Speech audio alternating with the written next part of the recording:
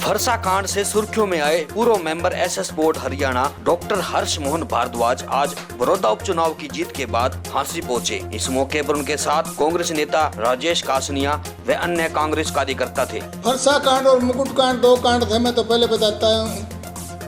तो फरसा कांड और मुकुट कांड वो चला है वहाँ पर, और शायद कम चलता यदि कुत्ता कांड न होता तो, क्योंकि कुत्ता कांड ने उस फरसा कांड को लोगों के आगे फ्रेश कर दिया बिल्कुल, और बहुत गुस्सा आया लोगों में। तो जो लोग थोड़ा मन कमज़ोर किए बैठे थे या मन बनाए हुए नहीं थे, उन लोगों ने बड़ी दृढ़ता से और इसका बुरा मनाया, और ये फरसा कांड और सारे ताज़ा हो गए उनके दिमाग में कि ये तो बहुत ही गलत भाषी हमारा मुख्यमंत्री है, और ये जो चुनाव जो है वो खट्टर वर्सेस हुड्डा हो गया, तो ही इस चुनाव को मतलब इतने अच्छे मार्जिन से जीत पाए। तो ये फरसा कांड और मुकुट कांड और कुत्ता कांड तीनों ने ही इसमें भूमिका निभाई। पहले तो मैं कांग्रेस के साधारण कार्यकर्ता जिन्होंने दिन रात एक करके और इस बहुत बड़ी लड़ाई और एक बहुत अहंकारी सरकार के बहुत बड़े एक तंत्र को परास्त करना बहुत कठिन काम था, उसको परास्त करने का जो काम कार्यकर्ताओं ने किया है, आम कार्यकर्ताओं को बहुत बहुत बधाई देता हूँ, धन्यवाद करता हूँ। मेहनत सबकी रही है। लगता ये है कि भाजपा में यदि नेतृत्व में अभी कोई समझ होगी तो इस हार से सबक लेंगे। जो जो कमियाँ थी वो ध्यान में करवाई गई समय समय पर। कार्यकर्ता परेशान है भाजपा का, उसकी सुध नहीं ली गई। केवल अपने व्यवस्थाओं के बल के ऊपर कार्यकर्ता वहाँ पर खड़े करके, स्थानीय कार्यकर्ता वहाँ नहीं थे भाजपा के, बाहर से कार्यकर्ता भेज करके 6-6 महीने पहले भेज करके, और वहाँ बूथ गोगी रोड की व्यवस्थाएं की गई थी। उसके बल के ऊपर ये चुनाव वो सोचते थे हम जीत जाएंगे।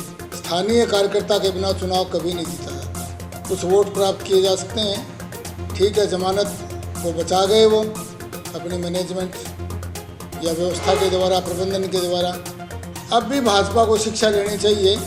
हम बार बार एक बात ध्यान करवा रहे थे, भाजपा हाईकमांड को जिन चीज़ों का संज्ञान लेना चाहिए था कि एक ऐसे व्यक्ति को मुख्यमंत्री के पद पर हाईकमांड ने आसीन किया जो पिछली बार तो पहली बार ही एमएलए बने थे, तो चलो परफॉर्मेंस का कोई विषय नहीं था, मोदी जी ने उनको पिछली बार बना दिया। तो इस बार तो परफॉर्मेंस भी 40 सीटें आई, पूर्ण बहुमत नहीं आया, और जो मंत्री थे वो बड़े बड़े मार्जिन से और प्रदेश अध्यक्ष पूरे मार्जिन से 50,000 से ऊपर वोटों से हारने पर भी हाईकमांड ने कोई सबक न लेकर के उन्हीं लोगों को दोबारा थोप दिया, उसी मुख्यमंत्री के बारे में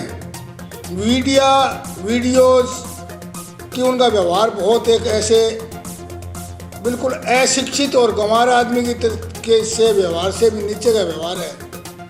कई घटनाएं भी वीडियो वायरल होने के पश्चात भी उनको सीएम के पद के ऊपर दोबारा थोपा गया। जिन निर्दलियों को टिकट नहीं दी गई विद्रोहियों को, उनमें से ज़्यादातर जीते, यानी टिकट बांटने में भी ऐसे रेवड़ियां बांटते हैं अपनों को, इस तरह की रेवड़ियां बांटी गई, जनता का ध्यान नहीं रखा गया। ऐसे आदमी को मुख्यमंत्री के पद के ऊपर दोबारा आसीन करना ये हाईकमांड की गलती थी। और इस उपचुनाव में भी उन मुख्यमंत्री महोदय ने अपना बिना स्तर के चुटकुले सुना करके चुनाव प्रचारों में ऐसे स्तर के चुटकुले, और वहाँ पर जो जेबीटी अध्यापक थे उनको कहा तुम्हें उठाकर फेंक देंगे, तुम्हारे बैंदर फाड़ देंगे, ऐसी मूड गंवार जैसी भाषाएं इस्तेमाल। जो ठीक है कि कोई आदमी ठीक नहीं है, स्वस्थ नहीं है, वो तो ऐसी भाषा बोले तो कोई दिक्कत नहीं आती, परंतु मुख्यमंत्री के पद के ऊपर तो बहुत स्तर के लोग बैठते हैं, तो वहाँ पर बैठ करके ऐसा आदमी ऐसे बोलता है, फिर उसका कोई हाईकमांड संज्ञान नहीं लेता। हमने प्रेस करके भी वहाँ कहा कि भी हाईकमांड संज्ञान ले, भी ऐसा आदमी जो अपने कैंडिडेट को कुत्ते से तुलना करता है, जो एक अच्छे प्रतिष्ठित व्यक्ति को, नारवाड़ साहब को, उसके गांव में जाकर के ऐसी भाषा बोलते हैं, उनके बारे में लालची कहते हैं उनको। तो तो हाईकमांड को इसके बारे में संज्ञान लेना चाहिए। यदि पार्टी में कुछ संजीदापन हुआ तो संज्ञान लेंगे, नहीं तो जो सर्वे आया है उसमें इस मुख्यमंत्री की तो लोकप्रियता पहले तो 2 महीने पहले 4.4 थी, अब 0.4% है। और मोदी जी की लोकप्रियता का ग्राफ भी बहुत नीचे इस कारण गया है, इस मुख्यमंत्री के कारण। यदि वो संज्ञान नहीं लेंगे तो बहुत बड़ा एक आगे आने वाले समय में बहुत बड़ा बीजेपी को नुकसान होने वाला है। और कांग्रेस को उसका स्वाभाविक है, वो विपक्षी दल है और बहुत मजबूत विपक्षी दल है, उसका लाभ उसको मिलेगा। सर, जो कांग्रेस पार्टी इसका से सरकार का कहना है हाँ जी, तो आप क्या मानते हैं? नहीं, ये एक तो किसानों का तो बहुत बड़ा मुद्दा था और बार बार उनको हमने ये विषय भी ध्यान करवाया भाजपा वालों को। उस समय तो मैं किसी पार्टी में था भी नहीं, परंतु तो मेरे मित्र थे भाजपा में। मैंने उनको संदेश भेजा कि किसानों की बातें सुनी जाए, किसानों की बातों पर गौर किया जाए। बिल्कुल भी गौर नहीं किया। और मोदी जी भी अड़े रहे कि मैं इन अध्यादेश ये बिलों को वापस नहीं लेंगे।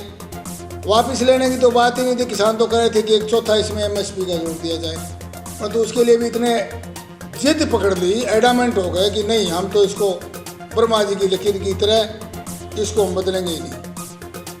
तो ये जो कारण थे, क्योंकि वो जो किसान बहुल सीट थी और दूसरी फिर वहाँ पर मुख्यमंत्री जी, मैंने तो पहले कहा था भी मुख्यमंत्री जी आ जाएंगे तो ये सीट वैसे ही हार जाएगी भाजपा। उनको बुलाया, उन्होंने भेजा और उसका फल आया।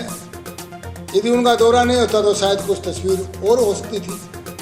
उन्होंने जाकर के वो तुलना की और फिर कहा कि किसानों पर लाठीचार्ज नहीं हुआ। उनके जो बयान थे, लाठीचार्ज हुआ ही नहीं और मैंने इंक्वायरी कर दी है। इस तरह की जो भाषाएं थी ये खराब करती हैं लोकतंत्र में। लोकतंत्र में किसी की तानाशाही चलती नहीं है। राजशाही में ही तानाशाही नहीं चलती थी, रावण जैसों की नहीं चली। ये तो लोकतंत्र है। तो श्रेय तो इसमें पार्टी के आम कार्यकर्ता को जाता है, बाकी नेतृत्व जो होता है उसको श्रेय तो उसी को मिलता है। फौज लड़ती है तो नाम तो सेनापति का ही होता है। तो हुड्डा साहब का तो प्रयास है ही, उन्होंने दिन रात इतनी मेहनत की, दोनों बाप बेटा ने बहुत ज़्यादा मेहनत की। और वहाँ पर विधायक भी, कांग्रेस के कार्यकर्ता भी पूरे जोर शोर से लगे। तो सबका संयुक्त प्रयास है और सत्ताधारी दल ने वहाँ पर कोई कमी छोड़ी नहीं। जो भी वो कर सकते थे, जो भी हथकंडे अपना सकते थे। तो ऐसे में इस चुनाव को जीतना ही, और वो भी 10,000 से 12,300 के मार्जिन से, मैं तो कहता हूँ ये सबका संयुक्त प्रयास है। तो ये सबको श्रेय जाता है, नेतृत्व को तो श्रेय सबसे ज़्यादा जाया ही जाएगा।